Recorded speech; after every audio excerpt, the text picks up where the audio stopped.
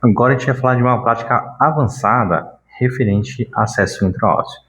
É muito comum numa parada cardiorrespiratória, num trauma grave, a gente não conseguir um acesso periférico, ou mesmo na jugular, que também é periferia, porém está difícil.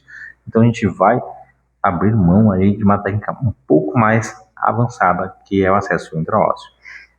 No passado, era utilizado a agulha 40 por 12, e ainda é em alguns locais. Porém, existe o risco de obstrução do lúmen, do canal da agulha 40 por 12, e você não conseguir ofertar a terapia medicamentosa. Lembrando que qualquer medicamento pode ser feito por via intraóssea, exceto quimioterápicos e radioterápicos. Mas você pode fazer qualquer medicação, adrenalina ou mesmo aspiração de sangue para, de repente, amostra laboratorial. Eu vou mostrar aqui alguns dispositivos, começando com o ASIO, SAN-IO e os dispositivos BIG, tá bom? Começando com o ASIO.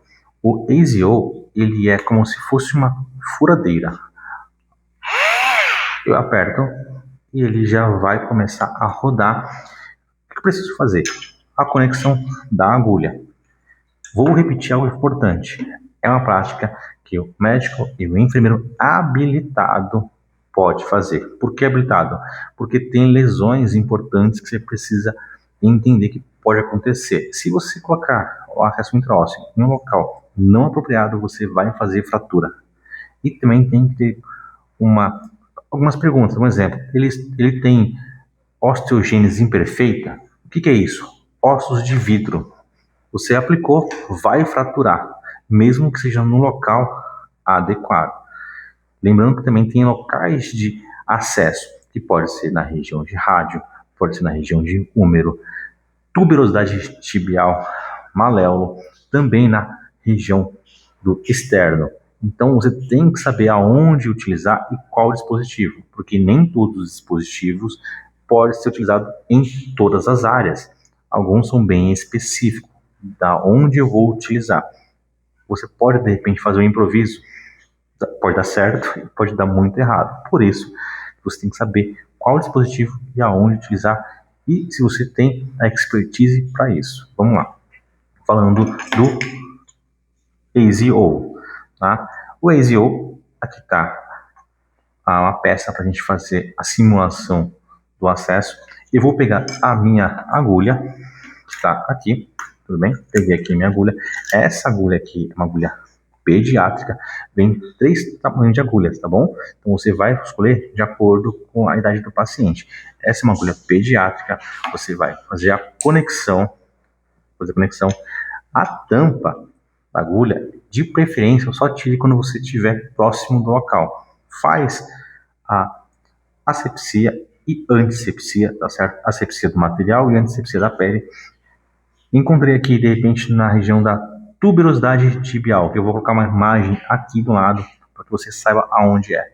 Encontrei, posiciono, furo um pouco do tecido, na parte superior, depois eu aperto. Pronto. Desconecto a furadeira, desconecto a agulha, e aqui vai ficar o que? O mandril. Igualzinho do gel. Quando você funciona com gel, você não tira a agulha, que é o mandril, não fica lá o catéter, por isso que catéter sobre agulha. Então, a mesma forma. E depois aqui eu faço a fixação. Muitos dispositivos já vêm já com o seu extensor, Polyfix, que você vai conectar, já está preenchido aqui com soro fisiológico, tudo bem? E agora você vai pegar a sua seringa, aspira um pouco e você vai ver um sangue subindo, tá certo? Um pouco mais amarelado, tá certo? Não tão vivo, vermelho vivo, tá certo? Porque é sangue medular, é lá na fábrica que está produzindo, então não tem aquele sangue venoso, que muitas vezes a gente funciona e vem aquele sangue, a gente consegue ver bem a característica, tudo bem? Já falei aqui, ó, do ASIO. Vou deixar aqui do lado, depois eu monto. O SAN-IO, ele tem a mesma característica de brocar, furar. igualzinho a EasyO. Essa é automática, essa é manual. Então eu tenho que segurar dessa forma e eu vou ficar puxando. Eu puxo essa alavanca para trás. Ao puxar para trás a alavanca, existe aqui, ó, a broca rodando. Então eu vou ter que fazer isso de forma manual. Vou conectar a agulha, tá? Essa agulha aqui, então, quando a gente usa, a gente não consegue mais mostrar. Nesse caso aqui eu utilizei e consegui demonstrar várias vezes. Essa não. Então usei uma vez só, eu não consigo demonstrar mais. Por isso que não tem uma agulha na ponta, tudo bem? Coloquei a agulha aqui, vou conectar e eu vou puxar. Puxei. Ao puxar essa parte para cima, vai rodar a broca, rodou e eu empurro para baixo. Depois que faz isso, você vai perceber que vai ficar a mesma conexão que estava no Sanyo, a mesma coisa. Tudo bem? É isso que vai ficar na Sanyo. Qual que é a vantagem e a desvantagem de uma e outra? Essa, manual, requer um pouco de força. Essa, automática, não requer força nenhuma. Todas elas são efetivas. Porém, uma requer força e a outra não requer força. Agora, esses aqui são pistões. Um único disparo, tá bom? Esses aqui que eu mostrei, adultos e pediátricos. Esses aqui, vermelho, pediátrico. Azul, adulto. Muito cuidado na hora de usar o Big. Aqui tem uma setinha apontando para onde eu tenho que colocar. Para baixo. Então, essa parte azul tem que estar para baixo, em contato com o local da punção. Escolhi lá o local da tuberosidade tibial. Eu escolhi, posiciono, seguro firme e depois eu tiro a trava. Mas eu tenho que saber aonde eu vou fazer o disparo. Aqui, ó, tuberosidade tibial. Não vou fazer aqui. Vou rodar, rodo, vou rodando. E vai aparecer aqui, ó, maléolo. Então eu vou fazer aonde? Na região do maléolo. Uma imagem aqui mostrando onde que é o maléolo. E a última opção no adulto, que também serve na pediatria, é na região de rádio. Nelito, você já usou na região de rádio? Nunca. Por quê? Eu tenho medo de errar, porque se eu errar o rádio, eu acerto uma artéria. Na região de maléolo, a chance de eu atingir uma região arterial é menor. Na região de tíbia, a chance de atingir um vaso arterial é menor. Fiz a colocação, o posicionamento adequado, tá? Seguro firme, como se fosse uma pinça, na região distal, na região da parte azul ou na parte vermelha na pediatria. Retiro a pinça e eu não jogo fora, porque isso aqui é útil para retirar depois a agulha. Coloco a mão dessa forma, como se fosse segurando um cigarro, aqui embaixo, e a outra mão, a outra parte daqui do calcanhar da mão em cima. Segurou, dispara. Pronto, já fiz o acesso intraósseo. É um único disparo. Usou, eu vou jogar fora. Tá? Ela é descartável. O que falta aqui? Retirar a agulha. Eu vou retirar a agulha e o que vai ficar é o mandril, igualzinho do gel, tá bom? Então aqui fica o mandril e eu retiro a agulha.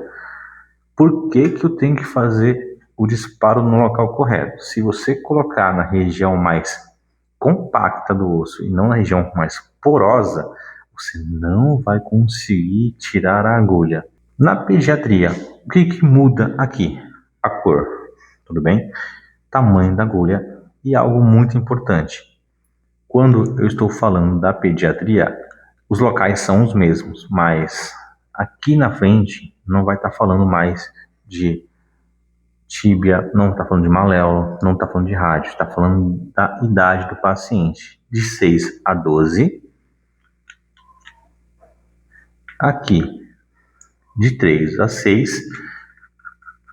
E o último, de 0 desde o nascimento até 3 anos. nasceu agora, está em placa cardiorrespiratória sem acesso nenhum. Você pode utilizar da mesma forma. Eu vou retirar aqui e vou fazer um disparo. Medi, segurei firme, coloquei na posição adequada, seja na tíbia, seja no rádio ou de repente no maléolo. Retiro a pinça, retirei a pinça e não jogo fora. Disparo. Disparou. Vou retirar agora a agulha e vai ficar o mandril. Lembra da peça que eu falei para que serve? Ela se encaixa aqui, ó. Se encaixou e na hora de retirar eu puxo como se fosse um alicate. Eu aperto e puxo. Manualmente você consegue puxar, mas pode machucar o dedo. Então essa peça não é para jogar fora ainda. O ideal é que você guarde ela para utilizar posteriormente. Eu vou reforçar. Acesso intraósseo pode ser feito pelo médico e pelo enfermeiro habilitado. Os treinamentos de acesso intraósseo, eles têm que ser presencial, tá? Você pode ter noção, você pode ter explicações sobre acesso intraósseo de forma online, mas para ser habilitado tem que ser com práticas realística, presenciada, tá bom?